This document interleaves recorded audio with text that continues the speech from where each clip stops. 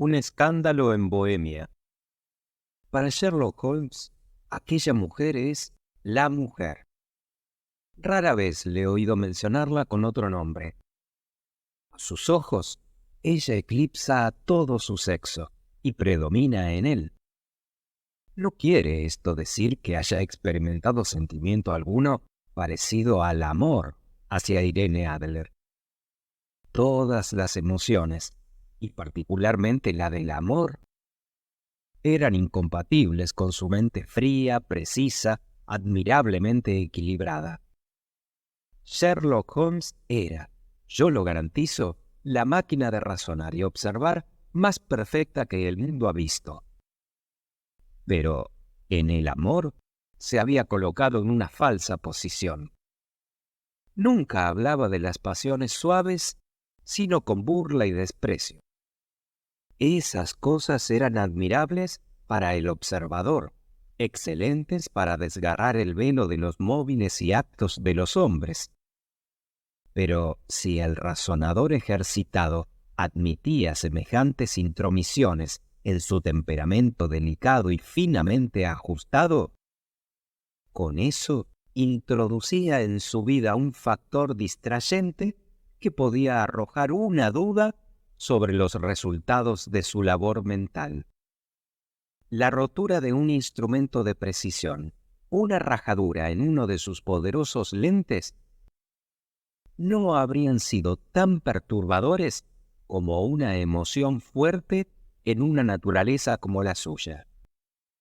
Y sin embargo, no había para él más mujer que una.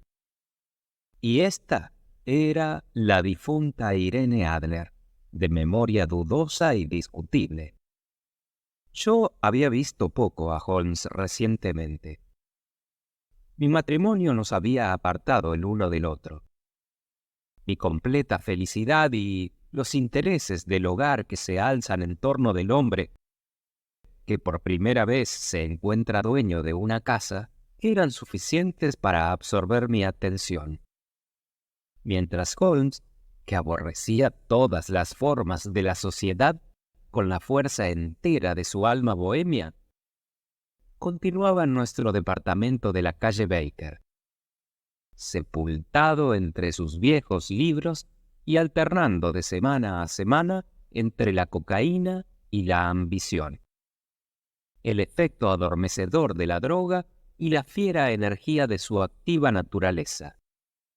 Vivía aún, como había vivido siempre, profundamente atraído por el estudio del crimen, y ocupaba sus inmensas facultades y su extraordinario poder de observación en seguir los rastros y aclarar los misterios que la policía oficial había abandonado, perdida ya la esperanza. De vez en cuando llegaban a mi conocimiento vagas noticias de sus pasos. Lo habían llamado a Odessa para el caso del asesinato de Trepov. Había aclarado la singular tragedia de los hermanos Atkinson en Trincomalee y últimamente había desempeñado con mucha delicadeza y completo éxito una comisión que le había encomendado la familia real de Holanda. Pero aparte de esas muestras de actividad que, como yo, conocían todos los lectores de la prensa diaria, poco sabía de un antiguo compañero y amigo. Una noche, era el 20 de marzo de 1888. Volvía yo de visitar a un enfermo, pues otra vez ejercía mi profesión en la ciudad, cuando el camino que llevaba me condujo a la calle Baker. Al pasar por la nunca olvidada puerta, que siempre estará asociada en mi mente con mi noviazgo y con los sombríos incidentes del estudio del rojo, sentí un vehemente deseo de ver a Holmes y conocer en qué empleaba sus extraordinarias facultades. Su departamento estaba brillantemente alumbrado y, apenas alcé los ojos, vi su alto y delgado cuerpo pasar 2 veces en obscuro perfil detrás de la celosía. Se paseaba por el cuarto rápida, vivamente, con la cabeza caída sobre el pecho y las manos cruzadas detrás. Para mí, que conocía hasta la menor de sus costumbres y de sus cambios de humor, su actitud y ademanes hablaban por sí mismos. Otra vez estaba en acción. Se había desprendido de sus ensueños creados por la droga y estaba embebido en el estudio de algún nuevo problema. Toqué la campanilla y me condujeron a la habitación que había sido en parte mía. Su actitud no fue efusiva. Muy rara vez lo era. Pero tuvo gusto, creo, de verme. Casi sin hablar una palabra, pero con mirada amable, me indicó un sillón. Me extendió su caja de cigarros y me señaló una licorera y un sifón en un rincón. Luego se paró delante de la chimenea y me miró con su singular manera introspectiva. El yugo del matrimonio le sienta a usted, Watson, me dijo. Creo, Watson, que desde que no nos vemos ha aumentado usted unas 7 libras y media. ¿7? Contesté. ¿7? Yo pensaba que un poco más. Debe ser un poquito más, Watson. Y otra vez curando. Ya lo veo. No me había dicho usted que iba a volver a ejercer. Entonces, ¿cómo lo sabe usted? Lo veo, lo deduzco. Como sé que hace poco se ha mojado usted mucho y que tiene usted una sirvienta en extremo torpe y descuidada. Mi querido Holmes, dije yo, esto es ya demasiado. Si hubiera usted vivido hace siglos, lo habrían quemado a usted. Es verdad que el jueves fui a pie al campo y volví a casa en un estado miserable, pero toda vez que he cambiado de traje, no puedo imaginar cómo deduce usted eso. En cuanto a María Juana, es incorregible. Y mi mujer le ha dado ya un plazo para que se vaya, pero en eso también no sé cómo sabe usted las cosas. Holmes se sonrió a sí mismo y se restregó sus largas y nerviosas manos. Es lo más sencillo, dijo. Mis ojos me dicen que en la parte interior del zapato izquierdo de usted, allí donde da la luz del fuego, el cuero está señalado por 6 cortes casi paralelos. Evidentemente estos han sido hechos por alguien que ha raspado negligentemente los bordes de la suela para sacarles el barro endurecido. De allí nace, ya lo ve usted, mi doble deducción de que ha estado usted afuera en mal tiempo y que tiene usted una limpiabotas de las más malas que existen en la servidumbre de Londres. En cuanto a la vuelta de usted al ejercicio de su profesión, si un caballero entra en mi cuarto exhalando olor de iodoformo, con una mancha negra de nitrato de plata en el dedo índice de su mano derecha y en un lado de su sombrero de copa una joroba que indica dónde ha escondido su estetoscopio, yo sería muy bobo si no lo calificara de miembro activo de la profesión médica. No pude dejar de reírme de la soltura con que Holmes explicaba su proceso de deducción.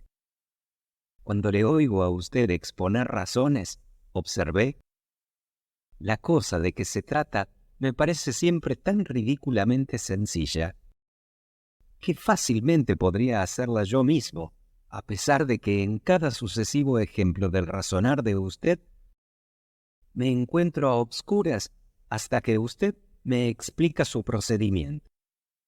Y, con todo, creo que mis ojos son tan buenos como los de usted. Seguramente, me contestó, encendiendo un cigarrillo y dejándose caer en un sillón. Pero usted ve, y no observa. La diferencia está clara. Por ejemplo, usted ha visto a menudo los escalones que conducen del vestíbulo a este cuarto. Con mucha frecuencia. ¿Cuántas veces? Oh, centenares de veces. Entonces, ¿cuántos son? ¿Cuántos son? No sé. Ya ve usted, no ha observado usted, a pesar de haber visto. Esa es precisamente mi ventaja. Yo sé que son 17 escalones, porque los he visto y observado. A propósito, puesto que se interesa usted por estos pequeños problemas, y es usted tan amable para conmigo que ha escrito el relato de uno o dos de mis insignificantes experimentos, quizás se interese usted también en esto. Y alcanzándome una hoja de grueso papel de color rojizo que había estado en la mesa, «Ha venido por el último correo», agregó. «Léalo usted en voz alta». La carta no tenía fecha, ni firma, ni dirección. «Esta noche», decía, «a las 8 menos cuarto, irá a ver a usted un caballero que desea consultarle acerca de un asunto de la mayor importancia. Los servicios que ha prestado usted recientemente a una de las casas reales de Europa han mostrado que es usted una de esas personas a quienes se puede confiar sin recelo asuntos de una importancia que no podría ser suficientemente exagerada. Estas informaciones acerca de usted hemos de todas partes recibido. Esté usted, pues, en su cuarto a esa hora, y no se resienta usted si su visitante se presenta enmascarado. Este es ciertamente un misterio, dije yo. ¿Qué se imagina usted que puede ser? Todavía no tengo datos. Es un error capital el teorizar antes de tener datos. Insensiblemente empieza uno a crear hechos que se ajustan a tales y cuales teorías en vez de aplicar las teorías a los hechos. Pero hablemos de la carta misma. ¿Qué deduce usted de ella? Examiné cuidadosamente la letra y el papel. Es de presumir que el hombre que ha escrito esto goza de una posición desahogada. Observé, tratando de imitar los procedimientos de mi compañero. Semejante papel no puede comprarse a media corona el paquete. Es peculiarmente fuerte y tupido. Peculiar. Esa es exactamente la palabra, dijo Holmes. No es papel inglés, seguro. Póngalo usted contra la luz. Hice lo que me decía, y vi una E grande con una pequeña G, una P y una G grande con una pequeña T entrelazadas en el tejido del papel. ¿Qué cree usted que es eso?, me preguntó Holmes. El nombre del fabricante, sin duda, o mejor dicho, su monograma. Nada de eso. La G con la pequeña T significan Gesellschaft, que es la traducción de la palabra compañía en alemán. Se acostumbra a abreviarla así como en inglés se emplea la abreviatura CO Company. P, por supuesto, quiere decir papel. Ahora veamos la EG. Miremos la guía continental. Y tomó de su estante un pesado volumen color café. Eglonitz, ya llegamos. Egria. Está en país de lengua alemana, en Bohemia, no lejos de Karlsbad. notable por haber ocurrido allí la muerte de Wallenstein, por sus numerosas fábricas de vidrio y de papel. ¡Ja, ja, amiguito! ¿Qué dice usted de eso? Los ojos le brillaban y exhaló de su cigarrillo una gran nube triunfante. El papel ha sido hecho en Bohemia, contesté. Precisamente. Y el hombre que ha escrito la carta es alemán. ¿Nota usted la peculiar contracción de la frase «Estas informaciones de usted hemos de todas partes recibido»? Un francés o un ruso no podrían haber escrito eso. Solo un alemán es tan descortés para con sus verbos.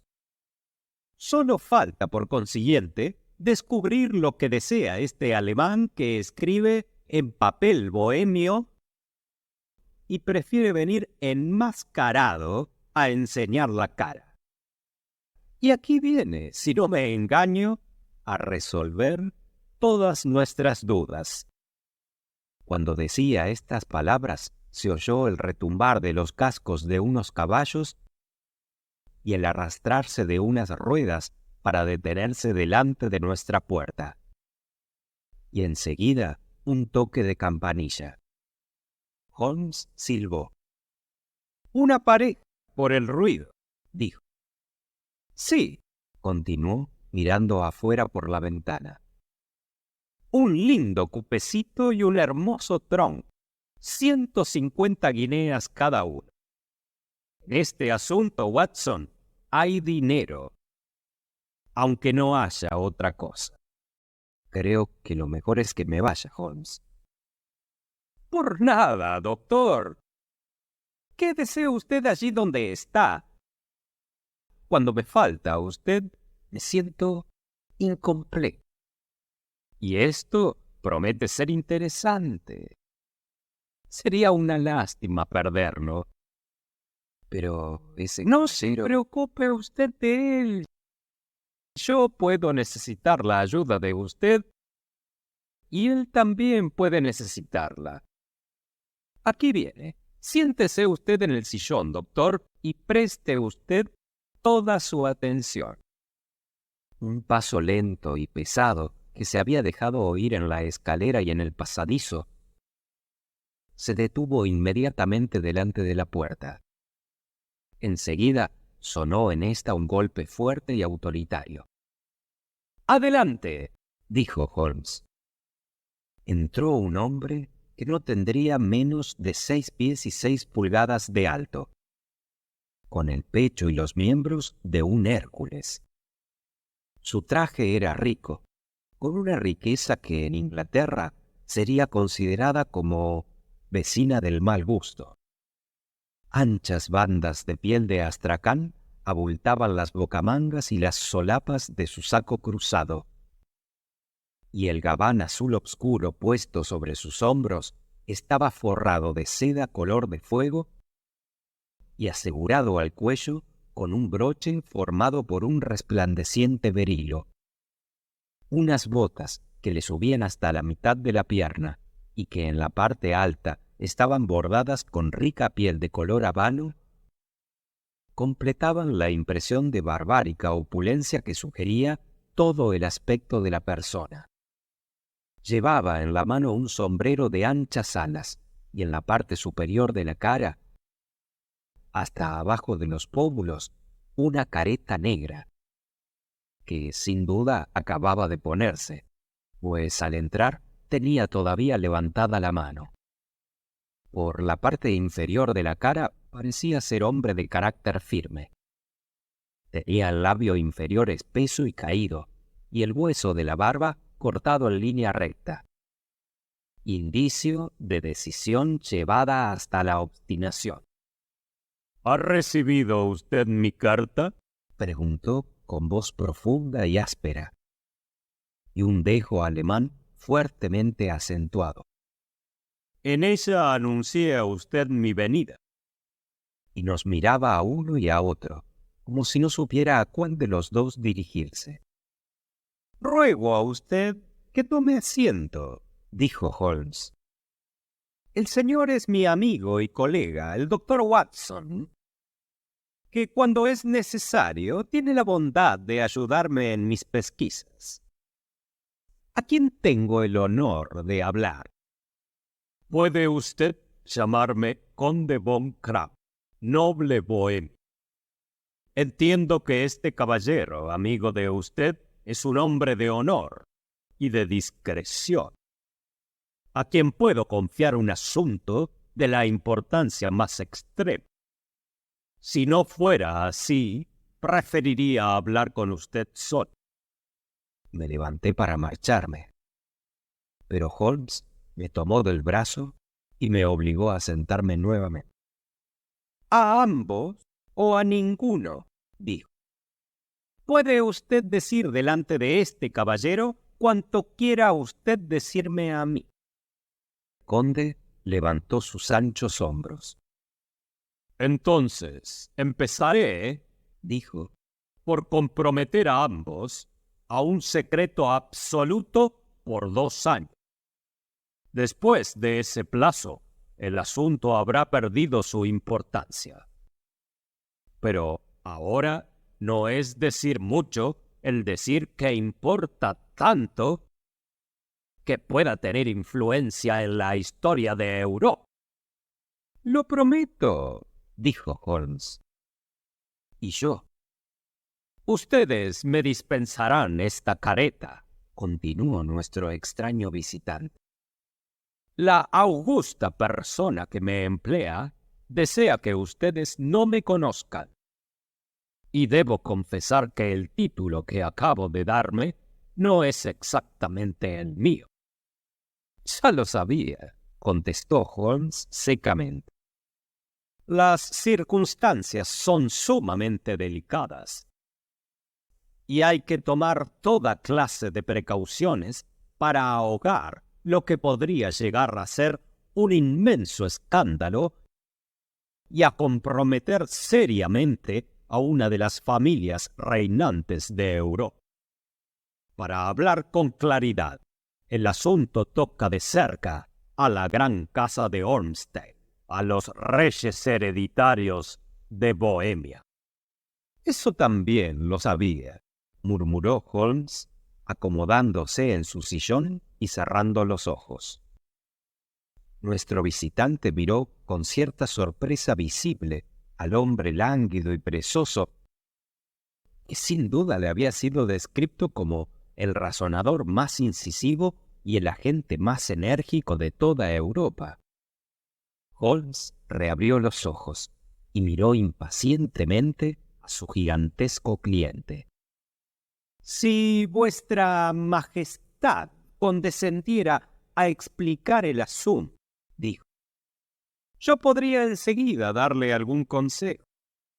El hombre saltó de su asiento y se puso a pasearse de un lado a otro del cuarto, con incontenible agitación. Después, con un ademán de desesperación, se arrancó de la cara el antifaz y lo arrojó violentamente al suelo. «Ha dicho usted la verdad», gritó. «Yo soy el rey. ¿Por qué habría de intentar ocultarlo?» «¿Por qué, ciertamente?», murmuró Holmes. «Vuestra Majestad no había hablado aún, cuando yo sabía que tenía delante de mí a Wilhelm Gotthard Sigmund von Arnstein, Gran Duque de Kassel-Felstein y rey hereditario de Bohemia». «Pero usted puede comprender», dijo nuestro extraño visitante, sentándose otra vez y pasándose la mano por la blanca y espaciosa frente. «Usted puede darse cuenta de que no estoy acostumbrado a arreglar semejantes cosas en persona. Sin embargo, el asunto era tan delicado que no podía confiarlo a un agente sin ponerme en sus manos. He venido incógnito de Praga con el objeto de consultar con usted». «Entonces, sírvase usted consultar», dijo Holmes, cerrando los ojos una vez más. Los hechos son, en resumen, estos. Hace unos 5 años, durante una larga visita que hice a Varsovia, tuve relaciones con la conocida aventurera Irene Adler. Este nombre es, sin duda, familiar para usted. Tenga usted la amabilidad de buscarla en mi índice, doctor, murmuró Holmes sin abrir los ojos. Desde hacía años había adoptado el sistema de cortar de los diarios todos los párrafos concernientes a hombres y cosas. De modo que era difícil mencionar en su presencia a una persona o a un asunto que él no pudiera en el acto dar informaciones sobre el particular. La biografía de Irene Adler estaba allí, metida entre la de un rabí hebreo y la de un comandante que había escrito una monografía sobre los peces de aguas profundas. «Déjeme usted ver», dijo Holmes. Nacida en Nueva Jersey en el año 1858. Contral. La Scala. Prima donna en la Ópera Imperial de Varsovia. Sí. Retirada del teatro. Ajá. Vivió en Londres. Eso es. Vuestra Majestad, según entiendo, se enredó con esa joven persona, le escribió algunas cartas y ahora desea que le devuelva esas cartas. Precisamente eso, pero ¿cómo? ¿Ha habido matrimonio secreto? Ninguno. No hay papeles legalizados ni certificados. Ninguno. Entonces no alcanzo a seguir las explicaciones de vuestra Majestad. Si esa joven persona presenta sus cartas con propósito de chantaje u otros, ¿cómo podrá probar su autenticidad? Mi letra está en esas cartas. Vaya, vaya. Falsificadas. Escritas en mi papel de cartas privadas. Robado. Mi sello personal. Quitado. Mi fotografía. En la fotografía estamos juntos, ella y yo. Oh, señor, eso está mal. Vuestra Majestad cometió en eso positivamente una indiscreción. Estaba loco. Demente. Vuestra Majestad se ha comprometido seriamente. Entonces no era más que príncipe heredero. Era joven. Ahora apenas tengo 30 años. Hay que recuperar esas cartas. Lo hemos procurado, pero sin resultado. Vuestra Majestad debe pagarlas. Hay que comprarlas. Ella no las vende. Robárselas entonces. 5 tentativas hemos hecho. En 2 ocasiones, bandoleros pagados por mí han saqueado la casa. Otra vez, estando ella en viaje, se le sustrajo todo su equipaje. 2 veces se le han tendido celadas. Ningún resultado ha producido todo esto. Ningún indicio de las cartas. Absolutamente ninguno. Holmes se rió. El problema es lindo, dijo. Pero muy serio para mí, replicó el rey en tono de reproche. Muy serio, en verdad. ¿Y qué se propone hacer con la fotografía? Conducirme a la ruina. Pero, ¿cómo? Estoy en vísperas de casarme. Lo he oído decir. Con Clotilde Lothman, de Sajonia-Meiningen, segunda hija del rey de Escandinavia. Usted debe conocer la estrictez de principios de la familia de mi novia. Y ella, personalmente, es la esencia misma de la delicadeza. La sombra de una duda sobre mi conducta pondría fin al asunto. Irene Adler amenaza con enviarles la fotografía. Y lo hará. Yo sé que lo hará. Usted no la conoce. Tiene un alma de acero.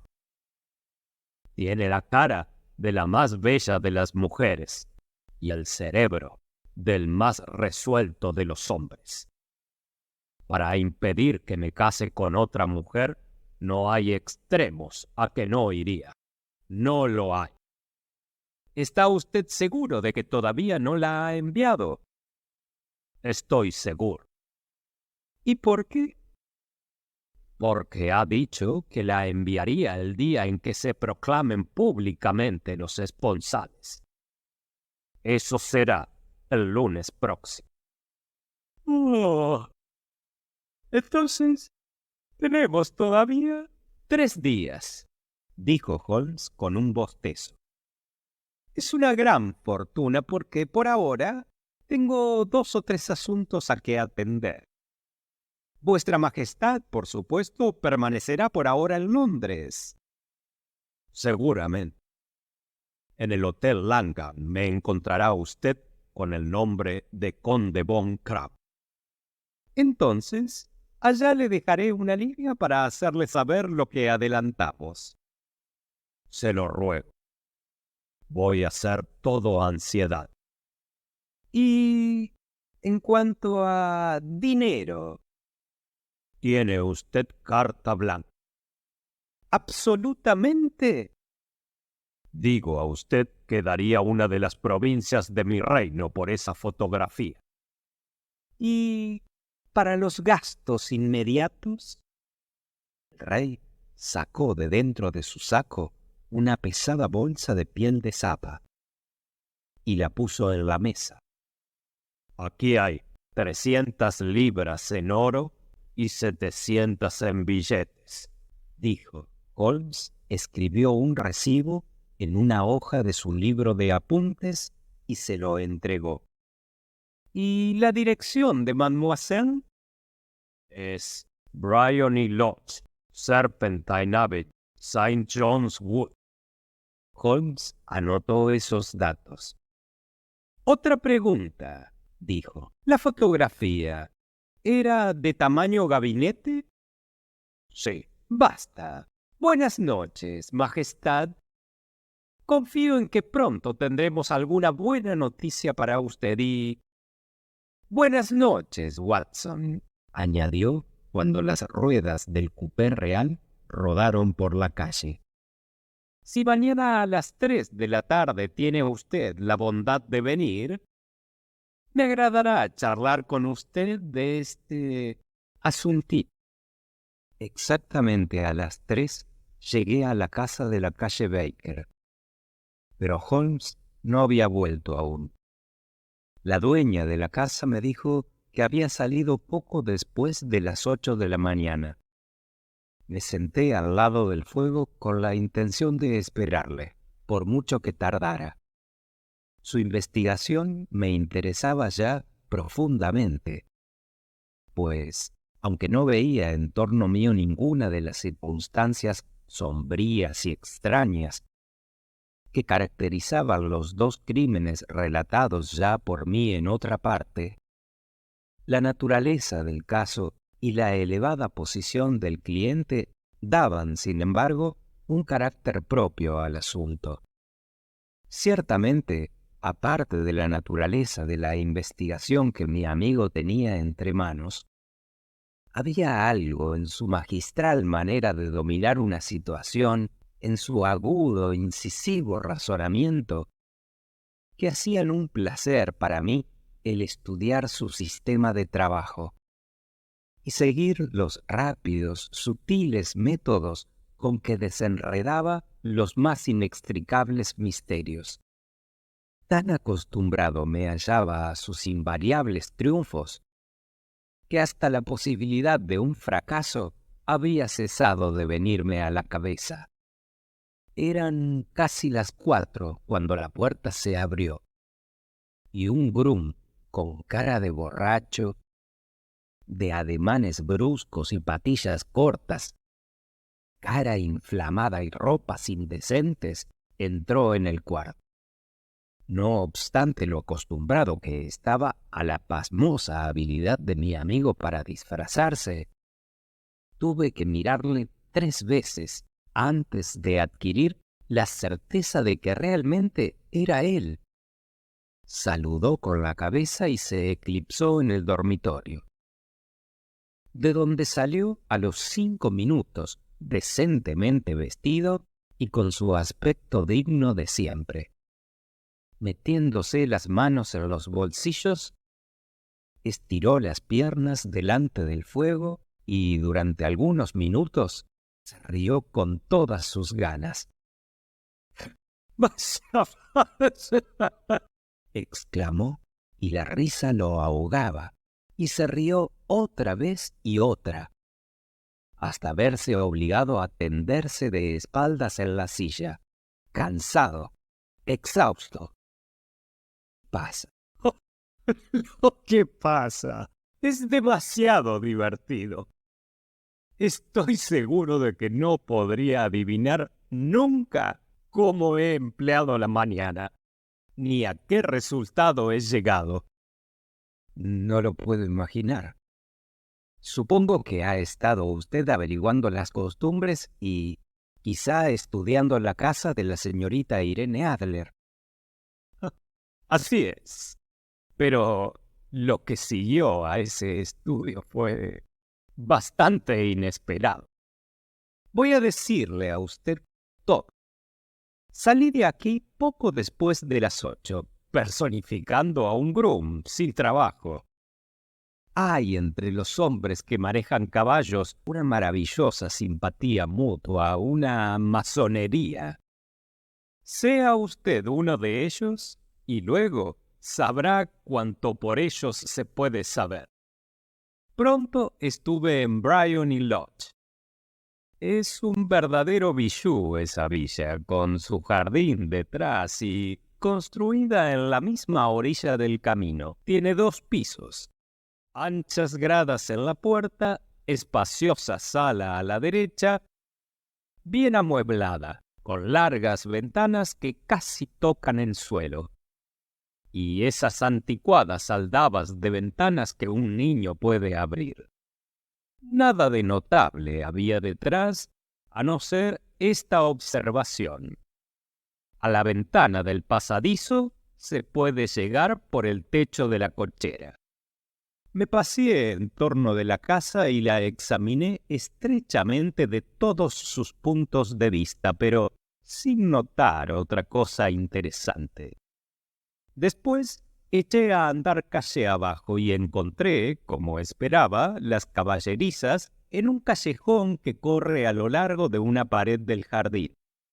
Di una mano a los palafreneros que frotaban a sus caballos y en cambio recibí 2 peniques, un vaso de media y media, cerveza blanca y negra mezcladas, 2 pipas de tabaco picado y todas las informaciones que podía desear acerca de la señorita Adler. No mencionaré a media docena de otras personas de la vecindad con respecto a las cuales no tenía el menor interés, pero cuyas biografías me vi obligado a escuchar. ¿Y qué hay de Irene Adler?, pregunté. ¡Oh! Ha trastornado todas las cabezas de los hombres en el barrio. Es la cosita más delicada que se pone sombrero en este planeta. Así lo dicen los cronistas de las caballerizas, unánimemente.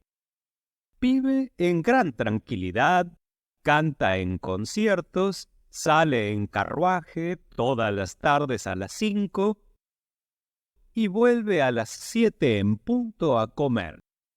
Rara vez sale en otras horas, a no ser cuando canta. Tiene solo un visitante varón, pero lo tiene con abundancia. Es moreno, buen mozo y elegante. Nunca va a verla menos de una vez por día y a menudo 2 veces. Se llama Godfrey Norton y es abogado. Vea usted las ventajas de tener a los cocheros de plaza por confidentes. Estos lo han llevado a su casa docenas de veces y lo conocen con todos sus pormenores.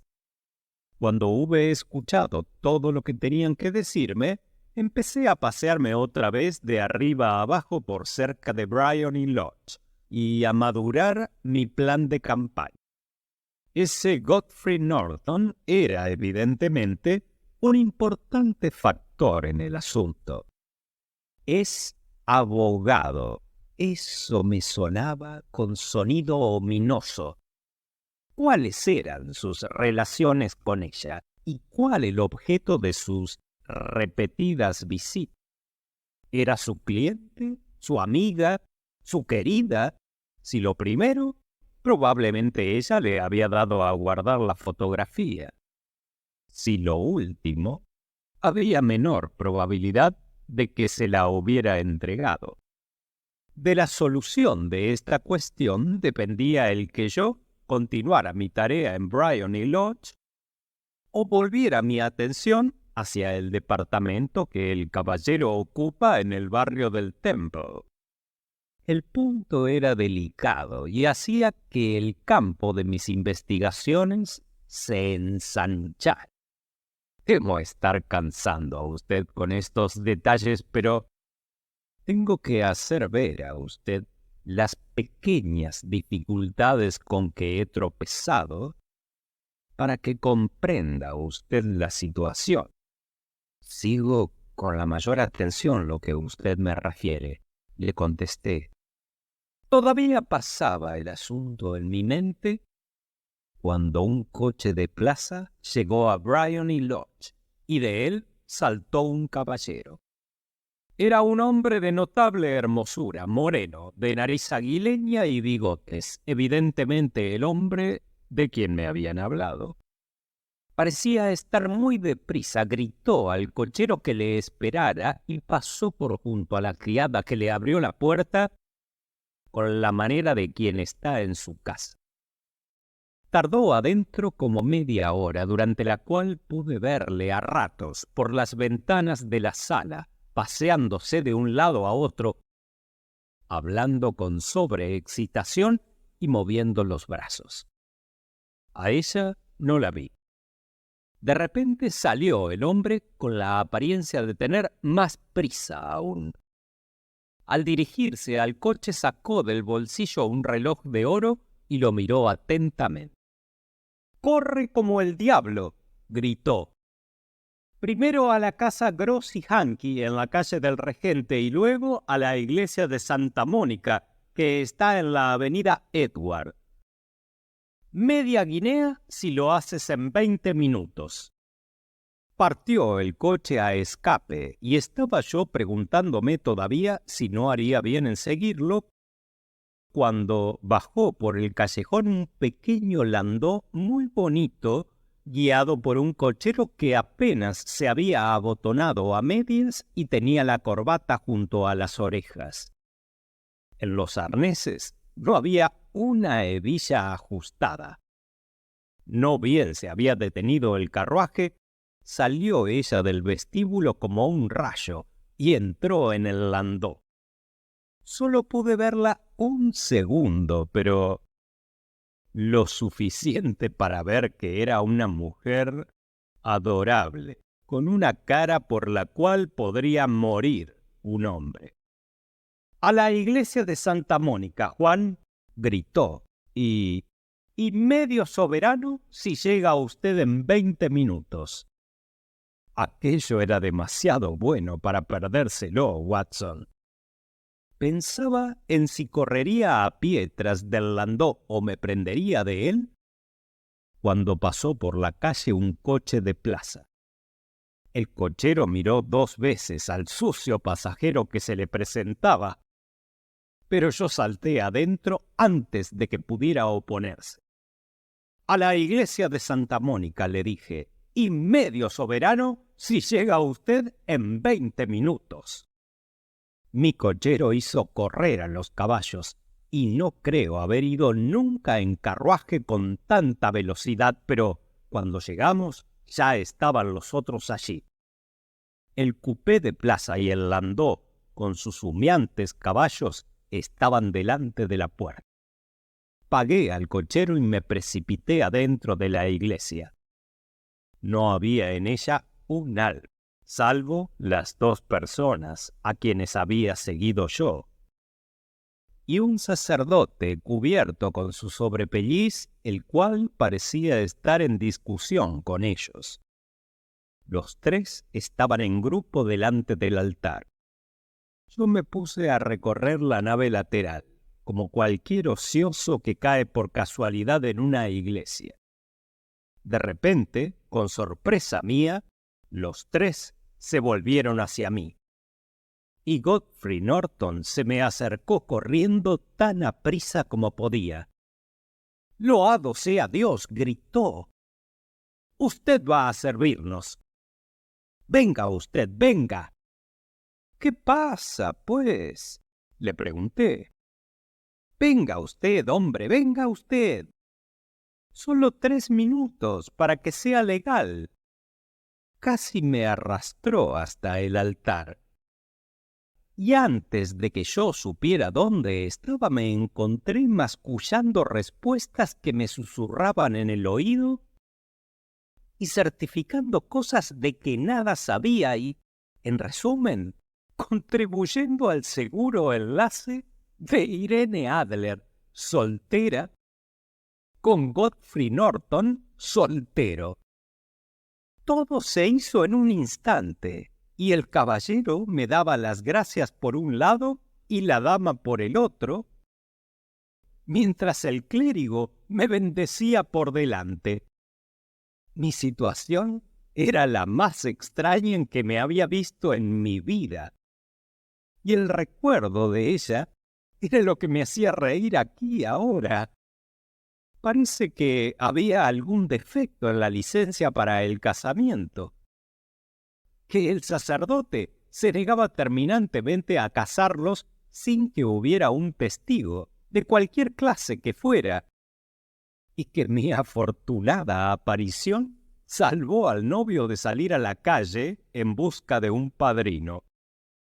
La novia me dio un soberano, y yo me propongo llevarlo en la cadena de mi reloj en recuerdo del lance. Ese giro del asunto ha sido de lo más inesperado, dije. ¿Y qué sucedió después? Que me hallé con mis planes muy seriamente amenazado. Aquello parecía indicar que la pareja se preparaba a ausentarse inmediatamente, lo que requería de mi parte medidas rapidísimas y enérgicas. En la puerta de la iglesia, sin embargo, se separaron, él para volver al templo y ella a su casa. «A las 5, como de costumbre, estaré en el parque», dijo ella al marcharse. Cada uno se fue en su dirección, y yo me vine también a hacer mis arreglos. «¿Cuáles son?» «Un poco de carne fría y un vaso de cerveza», me contestó tocando la campanilla. «He estado demasiado ocupado para pensar en comer. Y probablemente lo estaré todavía más esta noche. A propósito, doctor, voy a necesitar su cooperación. Tendré infinito placer. ¿A usted no le importa infringir la ley?» «Ni pizca». «¿Ni correr el riesgo de que lo arresten?» «No, cuando es por una buena causa». «Oh, la causa es excelente. Entonces, soy el hombre que usted necesita. Estaba seguro de que podría contar con usted». «Pero, ¿qué desea usted hacer?» «Una vez que la señora Turner haya traído la bandeja, voy a explicárselo a usted. Ahora», añadió, volviéndose ávidamente al sencillo refrigerio que la patrona acababa de dejarle.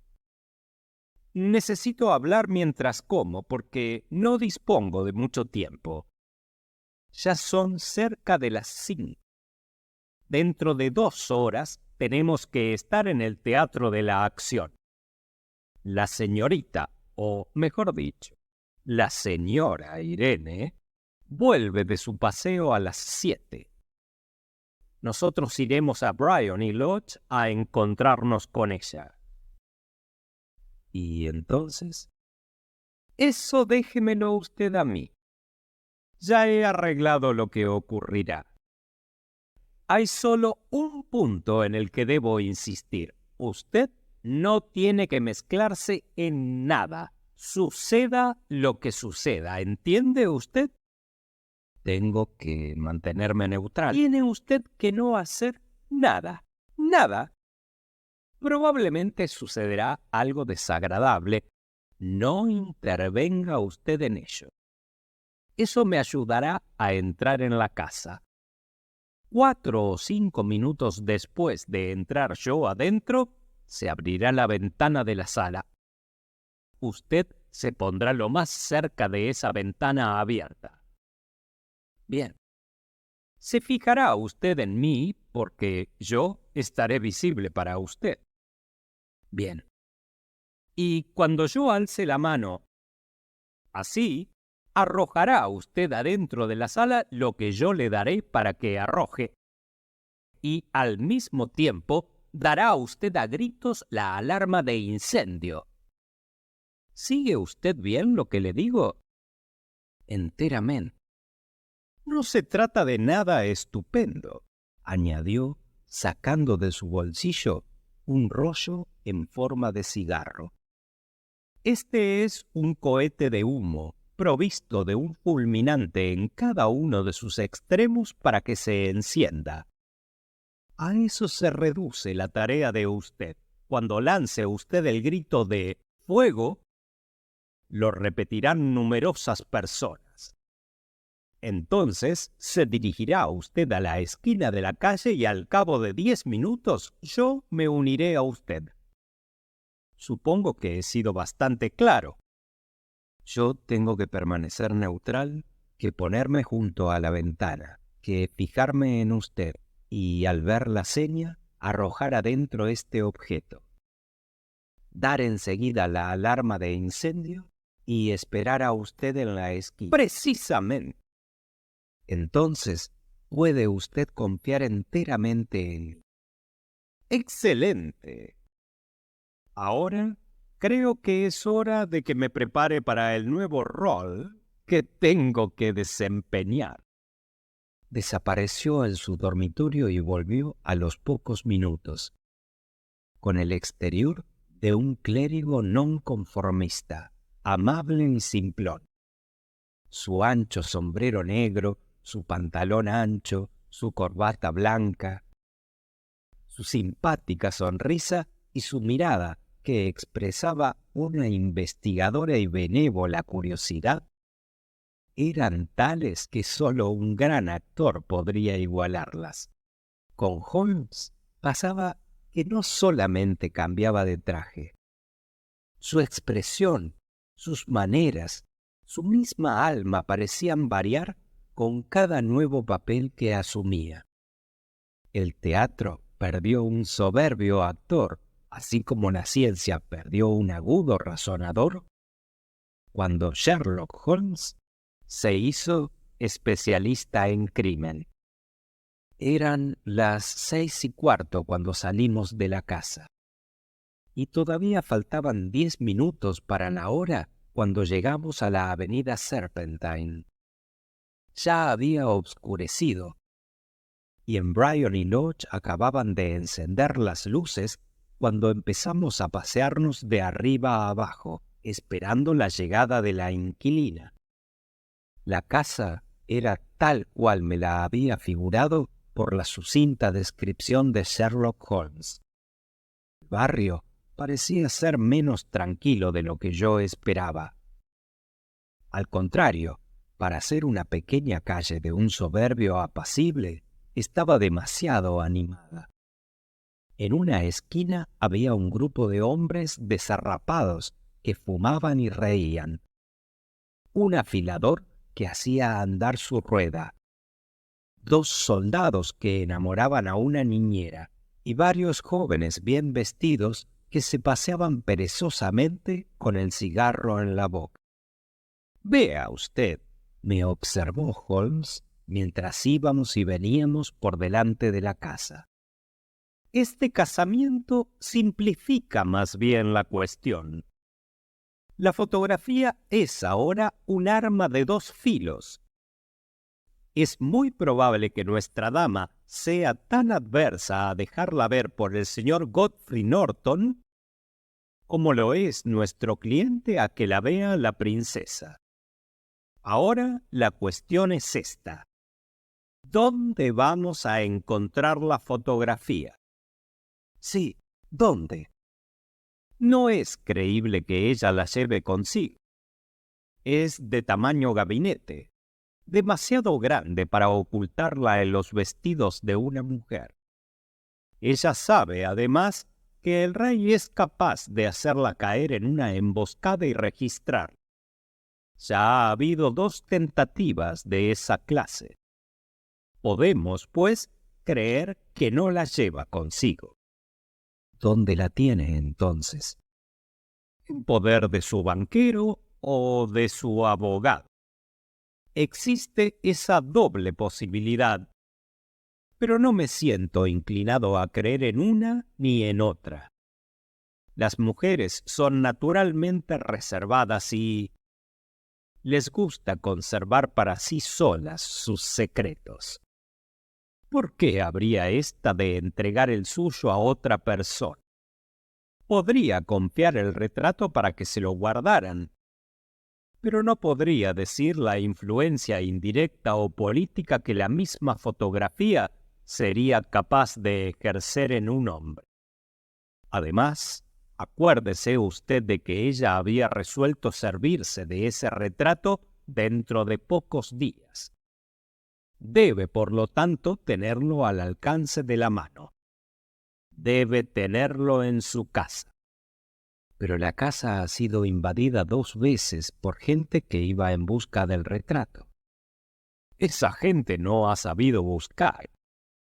«¿Y usted cómo buscará?» «Yo no buscaré». «Entonces, ¿qué?» «Haré que ella me diga dónde está». «Se negará a decírselo». «No podrá». «Pero oigo ruido de ruedas. Es su coche. Cumpla usted mis órdenes al pie de la letra».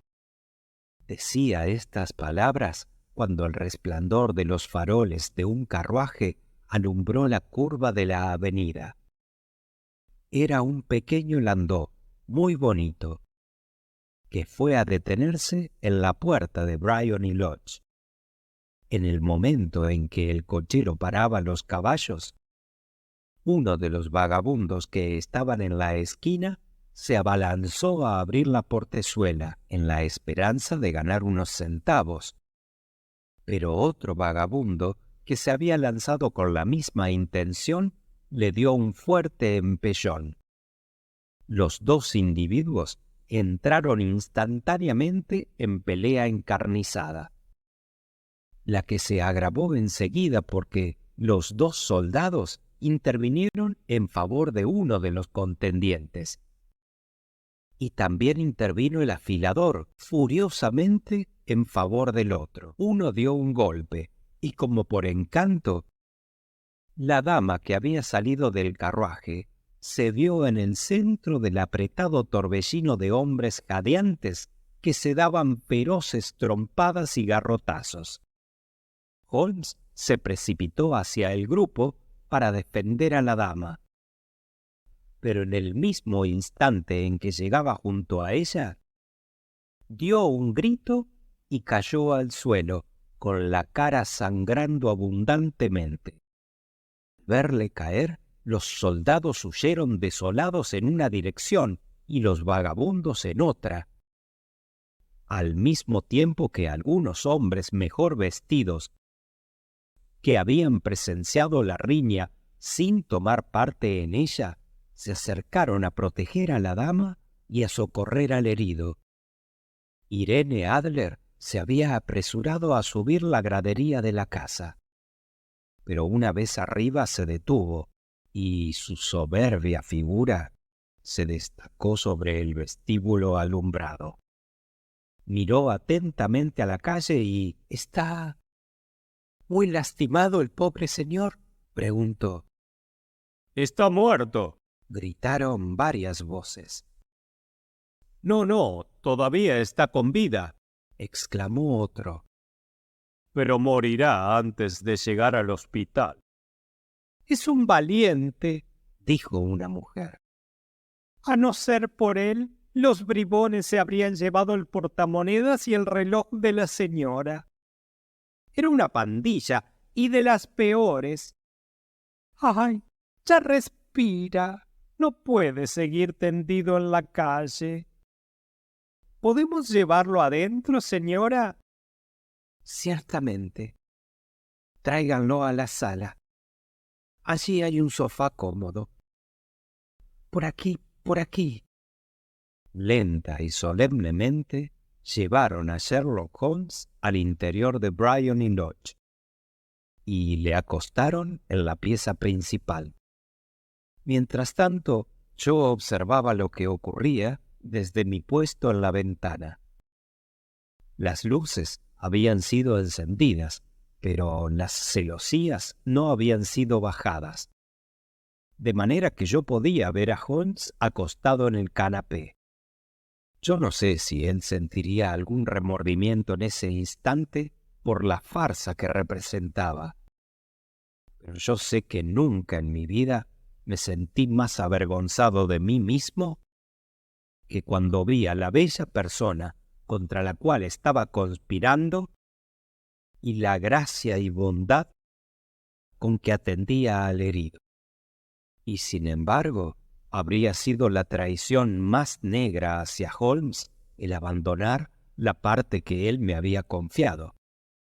Llamé a toda mi energía en mi ayuda y tomé el cohete de humo del bolsillo interior de mi úlster.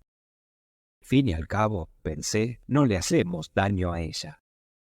Lo único que hacemos es impedir que ella lo haga a otro.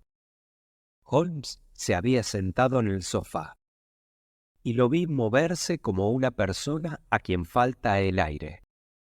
Una sirvienta corrió a la ventana y la abrió de par en par.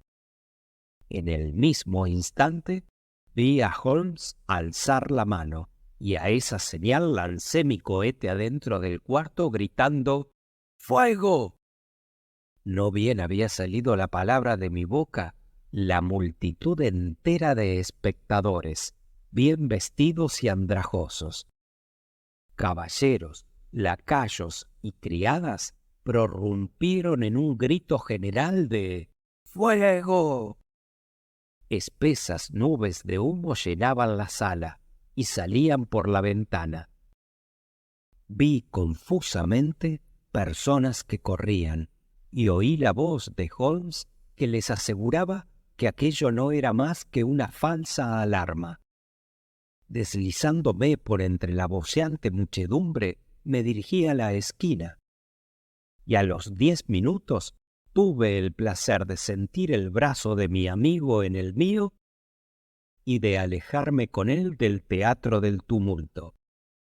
Holmes anduvo en silencio durante unos pocos minutos, hasta que hubimos dado vuelta y entrado en una de las tranquilas calles que conducen a la avenida Edward.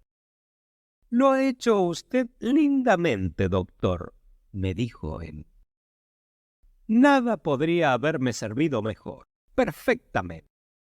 «¿Tiene usted la fotografía?» «Sé dónde está». «¿Y cómo lo descubrió usted?» «Ella me lo dijo, como yo había advertido a usted que lo haría». «Todavía estoy a obscuras». «No deseo hacer misterio», dijo él riéndose. El asunto es sumamente sencillo. Usted, por supuesto, observaría que todos los que estaban en la calle eran cómplices nuestros. A todos los tenía contratados para la función. Ya lo había supuesto. Bueno, cuando estalló la riña, yo tenía en la palma de la mano un poco de pintura roja. Corrí hacia el grupo, me pasé la mano por la cara y mi persona fue en instantes un cuadro lastimoso. La treta es vieja. También eso lo comprendí. Me llevaron adentro. Ella tenía que verse obligada a dejar que me llevara. ¿Qué podía hacer? Y así entré en la sala, que era el cuarto de que yo sospechaba. La cosa debía estar entre la sala y el dormitorio, y yo estaba resuelto a saber cuál de las dos habitaciones era la que contenía el depósito. Me acostaron en el sofá, hice ademán de que necesitaba aire, tuvieron que abrir la ventana, y llegó el momento de que usted precediera. ¿De qué manera ayudó a usted el cohete? Eso tenía importancia principal.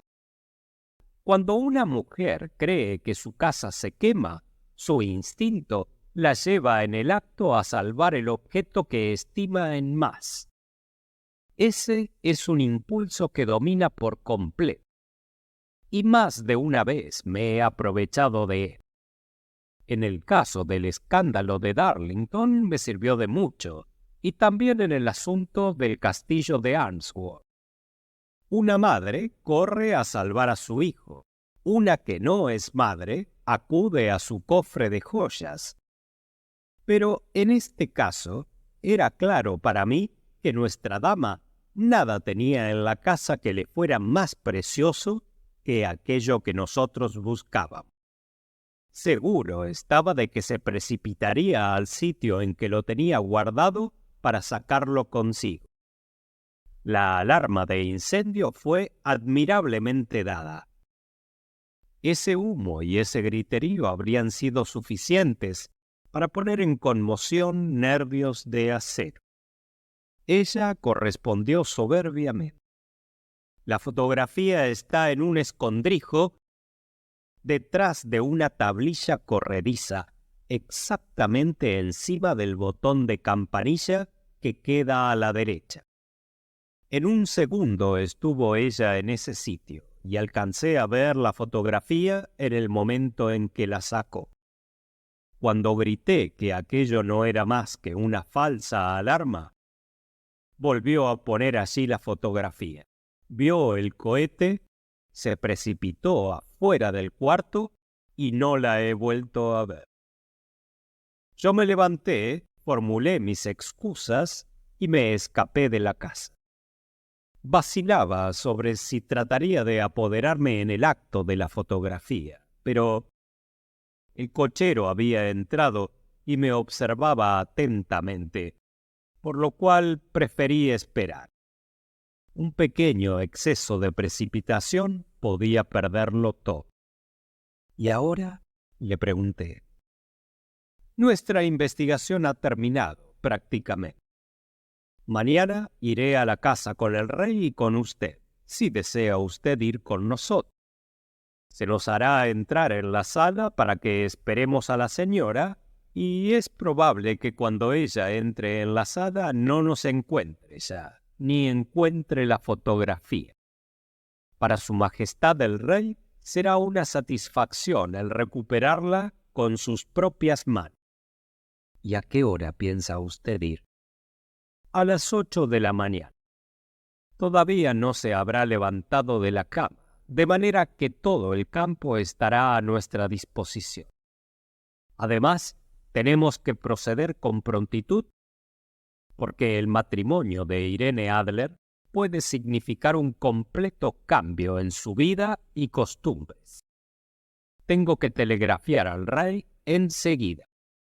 Habíamos llegado a la calle Baker y en ese instante nos deteníamos delante de la puerta. Holmes se llevaba la mano al bolsillo para sacar la llave cuando alguien que pasaba dijo: «Buenas noches, señor Sherlock Holmes». Varias eran las personas que pasaban por la acera en ese momento, pero el saludo parecía venir de un joven delgado, cubierto con un úlster, el cual se alejó precipitadamente. «He oído esta voz antes de ahora», dijo Holmes, fijando la mirada en el lado de la mal alumbrada calle por donde había desaparecido el jovenzuelo.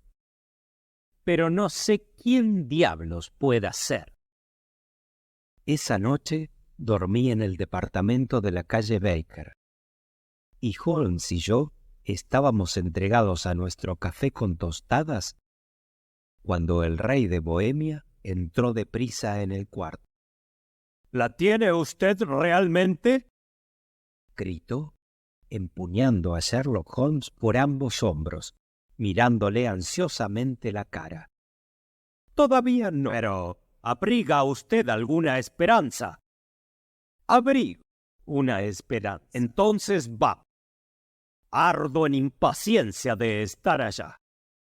«Tenemos que llamar a un coche». «No, mi coupé está abajo». «Eso simplifica las cosas». Bajamos y nos dirigimos una vez más a Briony Lodge. «Irene Adler se ha casado», dijo Holmes. «¿Casado? ¿Cuándo?».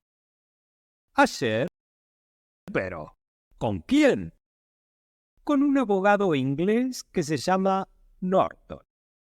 «Pero ella no puede amar a ese hombre». «Mi esperanza es que le ame». «¿Por qué tal esperanza?». «Porque eso ahorrará a vuestra majestad todo temor de futuras molestias. Si esa señora ama a su esposo, no ama a vuestra majestad, y si no ama a vuestra majestad, no hay razón para que piense en estorbar el proyecto de vuestra majestad». «Es cierto. Y sin embargo, sí, ojalá hubiera sido de mi categoría. ¡Qué reina habría sido!».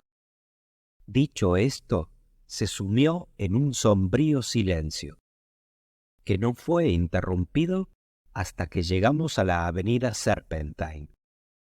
La puerta de Briony Lodge estaba abierta, y en lo alto de la gradería se hallaba en pie una mujer entrada en años. Nos contempló con mirada sardónica cuando salimos los tres del coupé. «Creo que es el señor Sherlock Holmes», dijo. «Soy Sherlock Holmes», contestó mi compañero, mirándola con mirada interrogadora y no exenta de asombro. «Muy bien. Mi patrona me dijo que probablemente vendría usted. Esta mañana se marchó en el tren que sale de Charing Cross a las 5:15 para el continente». «¿Qué?». Sherlock Holmes retrocedió, pálido de pesar y de sorpresa. «¿Quiere usted decir que se ha marchado de Inglaterra para no volver nunca?». «¿Y los papeles?», preguntó el rey. «Todo eso se ha perdido». «Vamos a verlo», contestó Sherlock Holmes. Empujó a la sirvienta a un lado y se precipitó a la sala, seguido por el rey y por mí. Los muebles estaban desparramados por todas partes, las gavetas abiertas y vacías, como si su dueña las hubiera saqueado antes de escaparse. Holmes corrió al botón de la campanilla, arrancó una tablilla que cerraba el escondrijo de la pared y, hundiendo la mano en el hueco, sacó una fotografía y una carta. La fotografía era un retrato de Irene Adler, vestida en traje de baile, y la carta tenía este sobrescrito: «Para el señor Sherlock Holmes. Dejarla aquí hasta que él venga a buscarla. Mi amigo desgarró el sobre y los tres leímos juntos la carta. Estaba fechada a las 12 de la noche anterior y decía así: Mi estimado señor Sherlock Holmes, realmente lo hizo usted muy bien. Me hizo usted caer por completo en el lazo. Hasta después de la alarma de incendio no tenía la menor sospecha, pero cuando vi cómo me había traicionado yo misma, empecé a reflexionar. Desde hace meses se me había advertido que me guardara de usted. Se me había dicho que si el rey empleaba a un agente, ese sería usted seguramente. Y me habían dado las señas del domicilio. A pesar de todo esto, usted consiguió hacerme revelar lo que quería usted saber. Aún después de haber concebido sospechas, me parecía duro pensar mal de un clérigo anciano, tan simpático y tan bueno. Pero usted sabe que yo he sido actriz. El traje masculino es nada para mí y a menudo me aprovecho de las ventajas que proporciona. Mandé a Juan, mi cochero, a vigilar a usted. Corrí arriba a mi cuarto. Me puse mis ropas de paseo, como las llamo yo, y bajé en el mismo momento en que usted se marchaba. Sí, señor. Y lo seguí a usted hasta su puerta.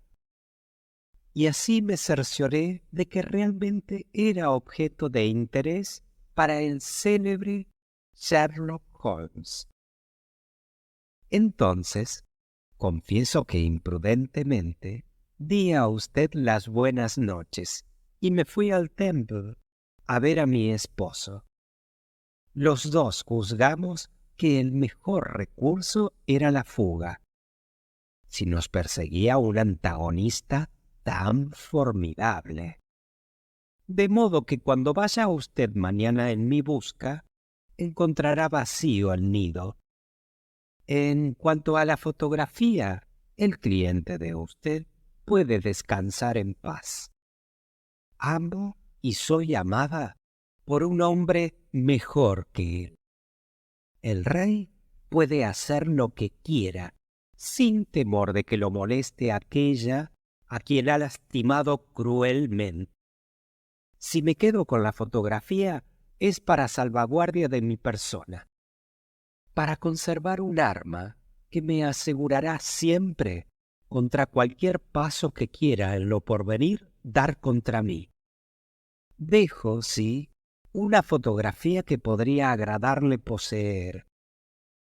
Y de usted me despido, estimado señor Sherlock Holmes, como su muy atenta servidora, Irene Norton, ni Adler. ¡Qué mujer! ¡Oh, qué mujer!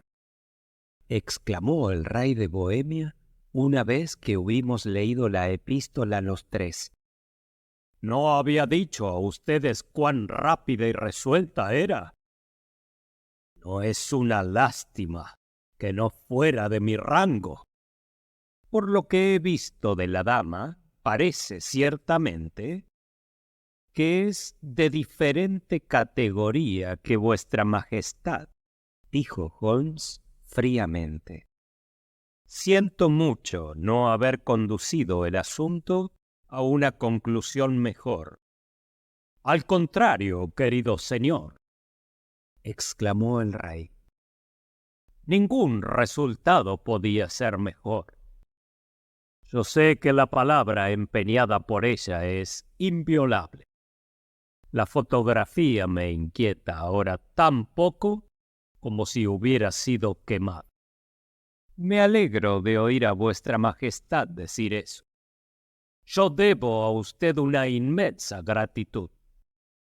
Le ruego me diga de qué manera puedo recompensar este anillo. Se sacó del dedo un anillo en forma de serpiente con una esmeralda y lo presentó a Holmes en la palma de la mano. Vuestra Majestad tiene otra cosa que yo estimaría mucho más, dijo Holmes. No tiene usted más que designar ese retrato. El rey lo miró con asombro. ¿El retrato de Irene?, exclamó. Ciertamente, si lo desea usted. Le agradezco a vuestra Majestad. Ahora ya no hay nada más que hacer en el asunto. Tengo el honor de desear buenos días a vuestra Majestad. Saludó con una reverencia y, volviéndose sin mirar la mano que el rey le extendía, salió conmigo en dirección a su casa. Y así fue como un gran escándalo amenazó turbar la paz del reino de Bohemia, y cómo los mejores planes del señor Sherlock Holmes fueron frustrados por la habilidad de una mujer. En otros tiempos solía reírse de la inteligencia de las mujeres, pero desde entonces no le he oído repetir esa clase de bromas. Y cuando habla de Irene Adler o alude a la fotografía, siempre emplea el honroso calificativo de la mujer.